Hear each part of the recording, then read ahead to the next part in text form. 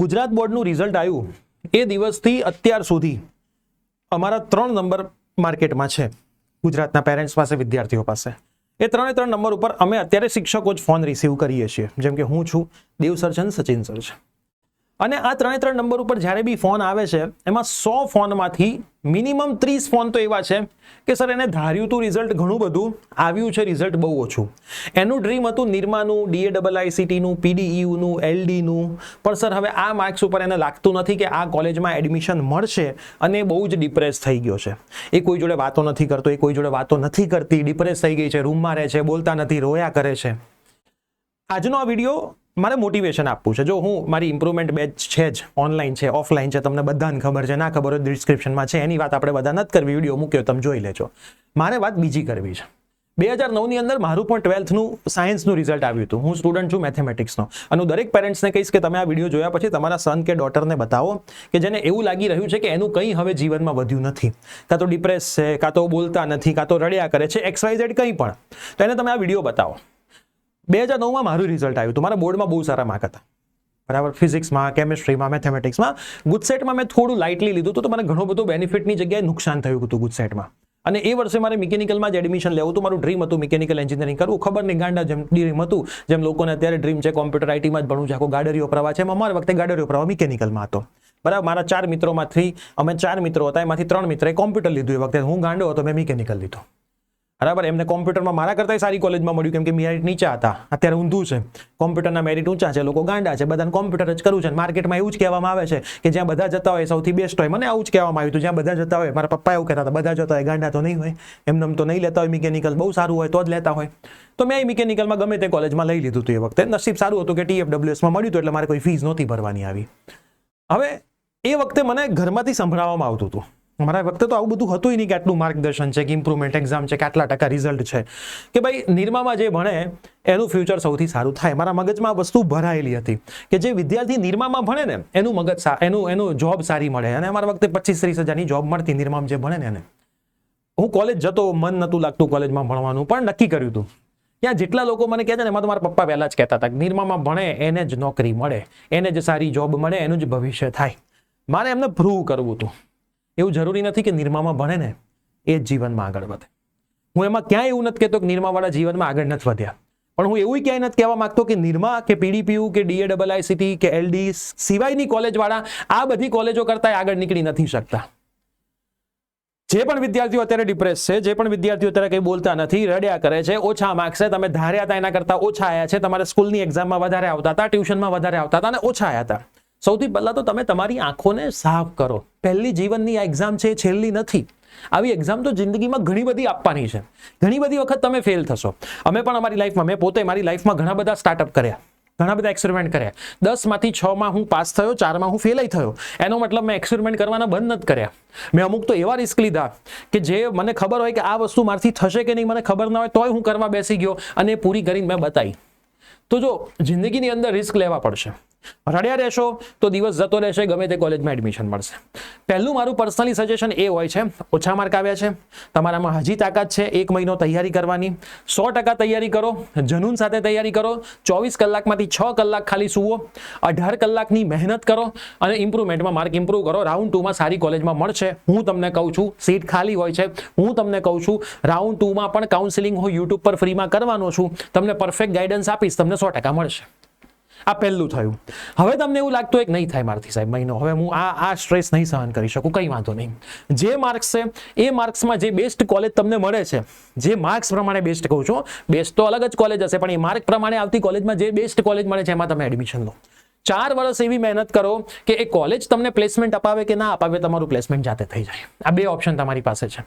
જો જિંદગીની હજી શરૂઆત થઈ છે, રડવાથી કંઈ થવાનું નથી, બરાબર. હું પણ 4 વર્ષમાં પહેલું વર્ષ હેરાન થયો હતો, કોલેજમાં જબરજસ્ત હેરાન થયો હતો, ગાઈડન્સ નહીં, કંઈ જ નહીં, કંઈ ખબર ના પડે, પહેલા જ સેમિસ્ટરમાં ફેલ થઈ ગયો હતો. પણ આજ સુધી મેં હિંમત નથી હારી ક્યારેય પણ, બરાબર. બી પત્યું પછી મને બધી જ વસ્તુઓ ક્લિયર થઈ ગઈ મગજની અંદર કે આ ભણવું એટલે સૌથી સહેલી વસ્તુ. માસ્ટર ડિગ્રી પૂરી કરી નાખી કોઈ ચિંતા વગર. મારા ક્લાસીસ જોરદાર ચાલુ થઈ ગયા હતા. 3જા સેમિસ્ટરથી ક્લાસીસની શરૂઆત થઈ ગઈ હતી. વિચાર કરો કે 3rd સેમિસ્ટર બીથી હું ભણાવતો હતો, માસ્ટર ડિગ્રીમાં એ સંખ્યા ડબલ થઈ. એના પછી BEd MAd મેં પૂરું કરી નાખ્યું, એ વખતે બી સંખ્યા ડબલ, ને હાલ PhD કરીને આટલા બધા કામ કરું છું. મને એક્ઝામનો આજ સુધી હવે સ્ટ્રેસ નથી આવ્યો. તો આ જ વસ્તુ જીવનમાં શીખવાની છે. અને હું દરેક પેરેન્ટ્સને રિક્વેસ્ટ કરું છું કે DAIICT હોય કે નિરમા હોય, PDU હોય, હેલ્ડી હોય, VGC હોય, BVM હોય, DDIT હોય, MS હોય, બધી કોલેજ સારી છે. પણ એવું જરૂરી નથી કે દુનિયાના બધા જ વિદ્યાર્થીઓ એ જ કોલેજમાં ભણ્યા છે. બરાબર, તમારો વિદ્યાર્થી કંઈક અલગ કરવા જન્મ્યો છે. હું હમણાં મારી જાતને હંમેશા આના માટે પોઝિટિવ રીતે માનું છું. કદાચ હું એ વખતે સારા રેન્ક પ્રમાણે કોમ્પ્યુટરમાં જતો રહ્યો હોત, મને આ સારી કોલેજોમાં મળી બી જતું હતું કોમ્પ્યુટરમાં, પણ સારું થયું ના ગયો. હું જો જતો રહ્યો હોત, હું અત્યારે કોઈ કંપનીમાં હોત, કોઈકના નીચે કામ કરતો હોત, કોઈકના ઓર્ડરને ફોલો કરતો હોત, ને મારી એક લિમિટેશન હોત સેલેરી ઇન્ક્રીઝ થવાની, અને મારી જિંદગી મંડે ટુ ફ્રાઈડે વાળી જોબ વાળી હોત, મને બીજું જિંદગીમાં કંઈ ના મળત. અત્યારે હું બહુ ખુશ છું કે મને એવું પ્રોફેશન મળ્યું છે કે જેમાં હું વિદ્યાર્થીઓને મદદ પણ કરી શકું છું અને સાથે સાથે સારા પૈસા અર્ન પણ કરી શકું છું, અને મારી લાઈફ સારી રીતે જીવી પણ શકું છું. તો ક્યારેક કોઈક ઓછા માર્ક્સ આવ્યા છે તો એ ભગવાનનો સંદેશો છે, કાં તો તમને એ કામ માટે કર્યા છે કે ભાઈ તમે 1 મહિનો તૈયારી કરીને ઇમ્પ્રુવમેન્ટ આપો ને પોતાની જાતમાં એવું સ્ટ્રોંગનેસ બનાવો, એવું મોટિવેશન લાવો કે તમે એવું નક્કી કરો કે ભાઈ મેં આખા વર્ષની અંદર મહેનત કરી હતી, હું આટલા માર્ક્સ લાવ્યો, પણ મેં 1 મહિનામાં મહેનત કરીને બીજા 20 માર્ક વધાર્યા. આ તમારો કોન્ફિડન્સ લાઈફ ટાઈમ તમને કામ આવશે. અથવા તો તમે એ રીતે પણ પોઝિટિવ થઈ શકો છો કે ભગવાને એવું ઈચ્છા ધરાવી હશે કે મને આ કોલેજમાં નથી મોકલવો, મને નોર્મલ કોલેજમાં મોકલીને મને સ્ટાર્ટઅપ કરાવડાવવા માટે રેડી કર્યો છે, કાં તો મને એવી જગ્યાએ મોકલવા રેડી કર્યો છે જ્યાં હું બીજાને જોબ આપી શકું. તમે આ પોઝિટિવિટી સાથે જોશો, ભગવાને બધાને મોકલ્યા છે. બરાબર, ઉપરથી જ બધાએ ભગવાનને મોકલ્યા છે, ભગવાને બધાને મોકલ્યા છે. ભગવાને કોઈને હેરાન થવા નથી મોકલ્યા. વ્યક્તિ પોતાની જાતે હેરાન થાય છે, વ્યક્તિ પોતાની જાતે દુઃખી થાય છે. તમે કોઈ પણ સિચ્યુએશનને દુઃખથી માનશો, હું સમજી શકું છું કે એ સિચ્યુએશન દુઃખની જ છે, પણ એ દુઃખ થવાથી કે રડવાથી જો માર્ક્સ ચેન્જ થઈ જતા હોય તો મને બોલાવજો, હું 100 લોકોને લઈને આવીશ, બધા ભેગા મળીને રડીશું. બરાબર, આપણા રડવાથી જો કંઈક ચેન્જ થતું હોય તો 100% આપણે રડીશું. તો પેરેન્ટ્સને મારી રિક્વેસ્ટ છે કે વિદ્યાર્થીઓની સાથે રહો, સપોર્ટ આપો. એને કોઈ તકલીફ પડતી હોય તો અમારા સેન્ટર ઉપર ગાંધીનગર મળવા લઈ આવો. તમે બેચમાં એડમિશન લો ના લો એનાથી મને કોઈ ફરક નથી. મારા માટે ઇમ્પોર્ટન્ટ એવું છે કે વિદ્યાર્થીનું ભવિષ્ય ના બગડવું જોઈએ કોઈ પણ અધૂરી માહિતીના લીધે. બરાબર, અમારી બેચમાં એડમિશન 100% થઈ જ જવાના છે અને થઈ જ રહ્યા છે, સારા એવા થઈ રહ્યા છે. બરાબર, પણ મને દિલથી એવું હોય કે કોઈ વિદ્યાર્થી ડિપ્રેશનમાં ના જાય, કોઈ વિદ્યાર્થી જીવનમાં ચિંતામાં ના જાય. બરાબર, આટલી બધી ચિંતા કરવાની ના હોય, કેમ કે 2 થી 3 દિવસ થઈ ગયા તમે ટેન્શનમાં હશો. ઘણાના પેરેન્ટ્સના ફોન રડતા આવે છે કે સાહેબ એને સમજાવો, એ નથી ખાતો તો અમે નથી ખાતા. બરાબર, એટલે મને દુઃખ થાય આ વખતે કે ચલો નથી ખાતો 100%, મને ખબર છે દુઃખ થાય તો કોઈ માણસ નહીં ખાય. બરાબર, પણ એનો મતલબ એવો નથી કે તમે ના જમો, તમારા પેરેન્ટ્સ ના જમે, આખા ઘરનું વાતાવરણ એવું બની જાય કે પછી કોઈ રસ્તો જ ના સૂઝે અને પછી ખોટા ડિસિઝન, કેમ કે હંમેશા ખોટા ટાઈમે ખોટા ડિસિઝનો વધારે લેવાઈ જાય અને એ ખોટા ડિસિઝનમાં તકલીફ થઈ જાય. તમે અને હું તમને શ્યોરિટી આપું છું, તમે નક્કી કરશો ને કે તમારે મહેનત કરવી છે, અમારી ટીમ રેડી તમને મહેનત કરાવવા. બરાબર, વિદ્યાર્થી જ્યારે નક્કી કરશે, મને ઘણીવાર પેરેન્ટ્સના એવા ફોન આવે કે સાહેબ તમારી બેચમાં લઈએ, તમારું આટલું બધું યુટ્યુબ પર જોઈએ તો પાસ થઈ જાય, ઓનલાઈન કહો તો ઓનલાઈન, તમે જે કહેશો એટલે હું હંમેશા ના પાડું કે મારી બેચમાં લેવાથી પાસ ના થઈ જાય. હું જે ભણાવીશ એ પેપરમાં 100% આવશે, મારા સાહેબો જે ભણાવશે એ પેપરમાં 100% આવશે, પણ રણ મેદાનમાં યુદ્ધ લડવા તો એને જ જવાનું છે. અમે ખાલી કૃષ્ણ ભગવાન બનીને સપોર્ટ કરવાના છે. અમે હથિયાર ક્યારેય નહીં ઉઠાવીએ. હથિયાર તો એને જ ઉઠાવતા શીખવાડવાના છે, કેમ કે એક વખત એ શીખશે ને તો જિંદગીમાં ક્યારેય પ્રિય સર, દેવ સર, સચિન સર કે કોઈ પણ ભૂમિ મેડમ નહીં હોય ને તો એકલો લડી શકશે. અમારે એને એ રીતે ટ્રેન કરવાના છે. એટલે વિદ્યાર્થી, જો તમે મનથી નક્કી કર્યું છે ને, તમારી અંદર આગ લાગી ગઈ છે ને કે ભાઈ કરવું છે, તો દુનિયાની કોઈ તાકાત તમને રોકી નહીં શકે. બરાબર, એટલે હાલ શાંતિથી વિચારી લો. ઘણો બધો સમય હવે નથી. તૈયારી કરવી હોય તો ચાલુ કરી દો. હું એવું નથી કહેતો મારી બેચમાંથી ભણો, અમારી બેચમાંથી ભણો, બુકમાંથી વાંચો, યુટ્યુબમાંથી વાંચો, જ્યાંથી વાંચવું હોય ત્યાંથી વાંચો.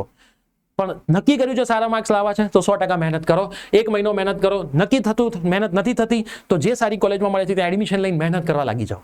બરાબર, જે જિંદગીમાં મહેનત કરતા શીખ્યો છે ને એ જ જિંદગીમાં આગળ વધતા શીખ્યો છે. રડવાથી કંઈ નહીં મળે, સમય વેડફાશે, બધા લોકો હેરાન થશે અને કંઈ જ સૂચશે પણ નહીં. બરાબર, તો પેરેન્ટ્સ અને વિદ્યાર્થીઓ હું તમને રિક્વેસ્ટ કરું છું કે રિઝલ્ટ જે આવ્યું છે એક્સેપ્ટ કરો, જિંદગીમાં આગળ વધો. જે વિદ્યાર્થી પ્રેક્ટિકલ બનીને વસ્તુને એક્સેપ્ટ કરે છે, જિંદગીમાં આગળ વધે છે, એ જ મહાન બને છે અને એ જ ટોચ ઉપર પહોંચે છે. વધારે મારે કંઈ નથી કહેવું. આઈ હોપ તમે સમજો છો. મળતા રહીએ છીએ. Bye bye.